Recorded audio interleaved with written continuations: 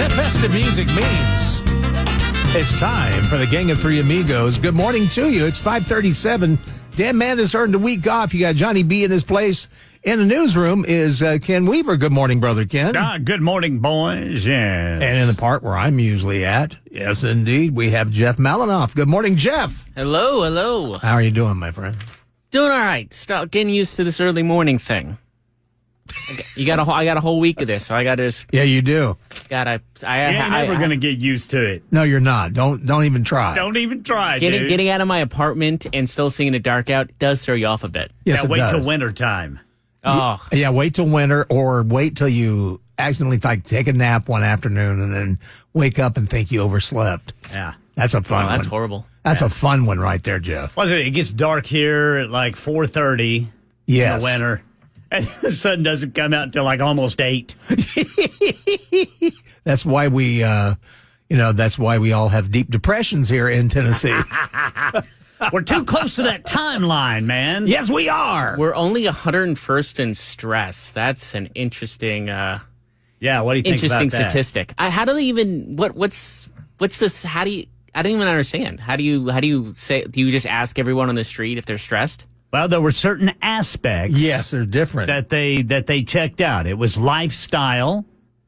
So it was work stress, financial stress, Ooh. family stress. Oh, Lord. And health and safety stress. Oh, my gosh. Health and safety. I understand work and income. I understand family. Families too. But well, nobody in Nashville is struggling to pay bills. Oh, no, not at all. Of course not. No, in fact, this is the most affordable place to live. Yeah, just ask any 20-something who has 5 or 6 roommates. Exactly, that they're fighting with. Just to live where they work. Sure, I want to live there. Where I have to work 10 jobs. Better than where I used to live. Well, oh, yeah, that's right. You came from old California. Now, it's very interesting because Jeff and I have not gotten to work together in this capacity. But while I was out, somebody called you Dan Mandis Jr. No, we're not doing that. No, I don't know why. I don't know what brought that on. I don't know. But they were that. Well, it's Matt Murphy. He likes to Murphy Show. Oh, it's a Murphy Show. Yeah. That's who started it. And now I'm KGB. He calls me. I'm KGB now because my last name. I'm a Russian operative. KGB. Well, honestly, I don't think he's even noticed. But every time he posts something, I write something in Russian. I comment something in Russian, whatever it is. I just go to English to Russian translator and say something like "all according to plan" or something like that in Russian. Oh, that's good. Matt Murphy. Radio is a crazy business, and someone said he can't be his Dan Mandis Jr. He's not bald.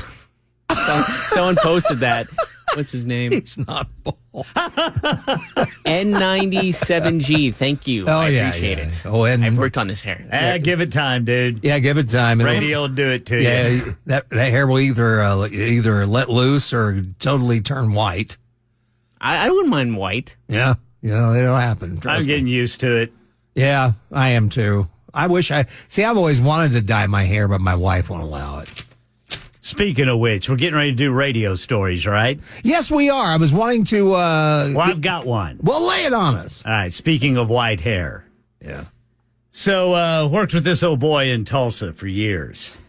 And for years, he had white hair, white eyebrows, white ear hair.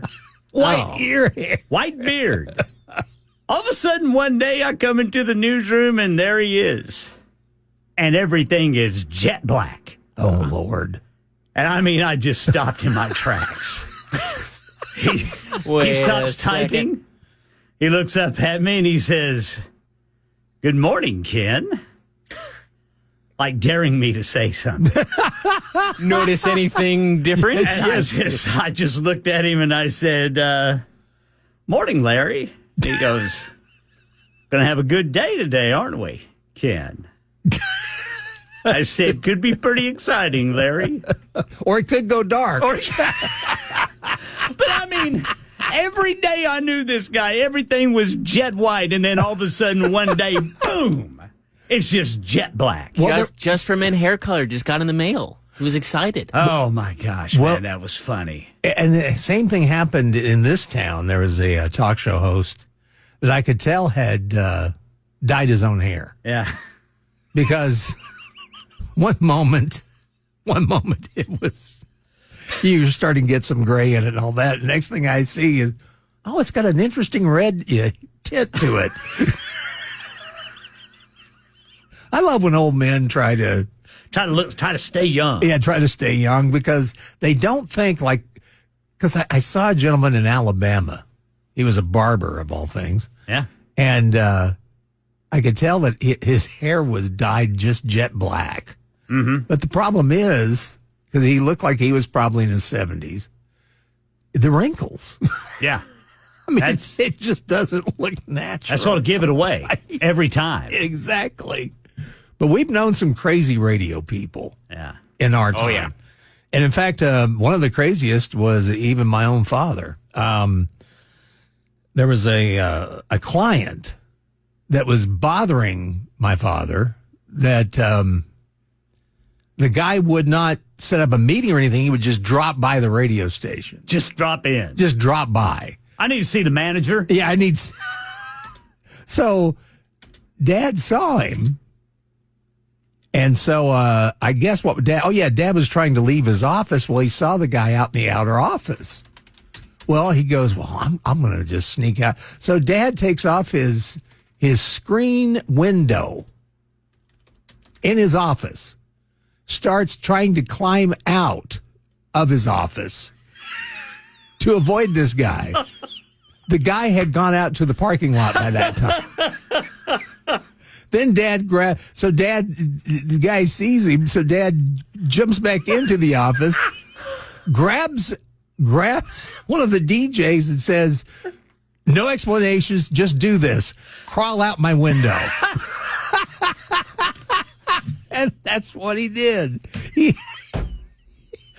What a loyal employee. Oh, yeah. Well, he had great employees, man. They'd do anything for him. Yeah, he crawled out the window for him. So he didn't want to kind of think it was him. No. Crawling out the window. Yeah. So did the guy, ask your dad about the guy crawling out of his window? No, he started talking to the DJ that crawled out for Dad. And, no, he's not here. And Oh, my gosh. Oh, my gosh. Oh, so he never saw your dad? No, he never saw him. Dad saw him. Wow.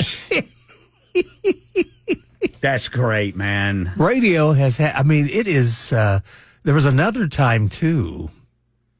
And, a lot of people don't know this, but a lot of, back in the day, radio people, the on-air talent used to partake in, alcohol every now and then and other things of that nature. No. Of course not. Well, we had one person on the staff who wasn't the smartest guy. He was a great guy. I liked him.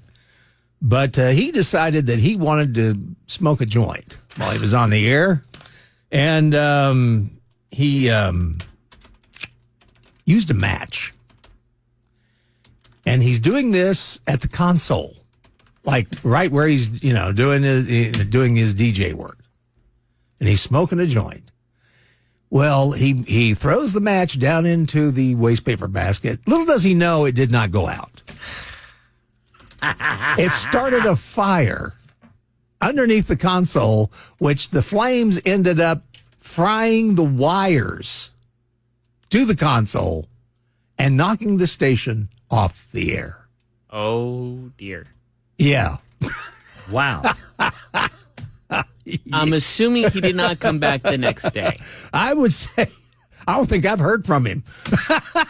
Lord knows what He survived, happened. right? I don't know what happened to him. I got another radio story. So a buddy of mine, he had just started with this outfit I was working for there in Okmulgee, Oklahoma. And he was he was playing the commercials during a live sports broadcast. So he's back at the station punching all the buttons while the play-by-play guy's there at the gymnasium calling the high school basketball game. Well, what you had to do back then is whenever the play-by-play guy goes to commercial, you've got to communicate with the guy back at the station. All right. Well, this buddy of mine had left his mic on. Uh-oh. And you could hear what was going on in the control room over the commercials. And he was having a particularly rough day because back then everything was on cart machines and one of the cart machines wasn't working. So you could hear him clanking the plastic cartridges and, letting out fiddlesticks and things like that. Oh, no. So at some point, I hear our receptionist come in and say, Jack, you have a phone call on line 1. And you hear Jack in the mic go, tell him to kiss my ass. Oh, my goodness. And I mean, I nearly drove off the road. I was laughing so hard. I drove back up to the station, and my buddy's sitting there, man, he's white as a ghost. Oh, I bet. It was nice working with you, Kenny. Wow. It was nice working with you. I got a story too. So speaking like dead air and heart attacks, basically. So I've run a board for 3 years for this other program. Still talk to the host. He's a good dude. Mm-hmm. So he broadcasts from Dallas. He broadcasts from Texas in his home. He has his whole setup there. Sometimes in Dallas, he has, the electrical grid goes out every now and again. Right. So he is interviewing someone, and I'm not really familiar with the topics. It was a very niche topic. So he's talking, and all of a sudden, he's like in the middle of a sentence. He goes, all right, and just nothing. Complete and utter silence goes through the air. And I go, you there? Hello? And so we had about 15 seconds of nothing. Literally nothing. And so I have to go on the air and go, it seems like we're having, because I couldn't go to break because the break it wasn't programmed that way. Right. And I had to go, it looks like we have some technical difficulties, lost it. I had to finish the interview for 8 minutes with a subject I knew nothing about. Oh, that's wonderful. To a guy that I think we tried to get him for months. And the entire time I'm just like, I'm listening, I'm just saying, hey, continue talking what you were talking about. Just generic questions. Did you say that again? Yeah, basically, yeah, exactly. And I'm on basically the phone with my host saying, yeah, the power just went out. I got nothing. And I'm like, fortunately, we were going to the end of the hour, and that's all. And I think that was it. Either that, we had another hour of the show left. And so I'm panicking, trying to get this going, and interviewing a guy. I had no idea what the subject was at all. What were you asking him? I don't know, so how was that? What was your experience in, just the most generic Anyway, whenever garbage. I found my parents, they had perished. If you could be, that's great, yeah. if you could be a tree. Yeah, basically just the most generic stuff. And I just went to quick break. I called my tech guy going, we just lost him. How? And he's just like, we'll have to play some stuff. So I had to tell the host, I had to tell the guests, everything like that. And fortunately, the guest was like, understanding somewhat, but he's like, this is radio. How can you do that at the same time? You could have said things like, you make an interesting point. Could you expand on that, please? Oh, yeah. I said, oh, that was great. Can you talk more about that, please? And I just basically, I had 2 phone calls, one from my program director, obviously, because he was like, where the heck is he? And then, obviously, in less PG terms. And then on the other end, I got my host saying, I'm trying to connect. Can you help me out? I'm like, I'm trying, but I'm live on the air. It was the whole thing like that. And that was the longest 8 minutes of my life. Yeah, I bet. But yeah, I imagine. Because I had a similar situation when I was in country radio. It's when a new artist came out named Steve Warner. Which everybody knows now. Yes, sir. But, and it was so embarrassing, but I'm doing my show, midday show, and all of a sudden the music director comes in and goes, I really screwed up. I said, Steve Warner's on the phone. He was supposed to do an interview. Can you interview him real quick?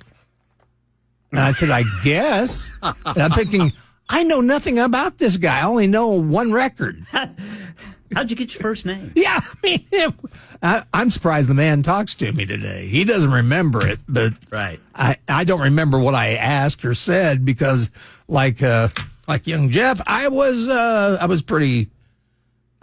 It was the longest 10 minutes in my life. The only thing that ever happened to me like that is, for some reason, this manager of this little bitty corn popper station I work for in South Central Oklahoma wanted us to broadcast the Junior Livestock Show. And so he tells me to start doing play-by-play on the pigs these kids were rolling out in the arena. I don't know anything about livestock. They are delicious, I bet. I was describing a pig as, well, there's a big pig. He's got a black head, a white belly, and a black butt. And I'm sure if we cooked him, he would be great bacon. I don't know. Yeah, he would. He'd be good ham. Fortunately, I saw the county extension agents, and I said, get over here, man. Help a brother out. Help me out. Help a brother. And so I'd say, what kind of pig is that? And then he'd describe it. That dude was one of the best salesmen I've ever known in my life. He actually sold that. Wow. And the greatest radio story, I'll leave this with you, but there's a gentleman that used to work here in this town, and this was on the radio station WJRB. And he would always talk to this guy that worked at the co-op.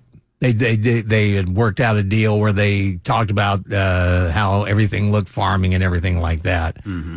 And he also was big on fishing. And there you go. Yeah. The DJ was not listening. And he started talking about bait.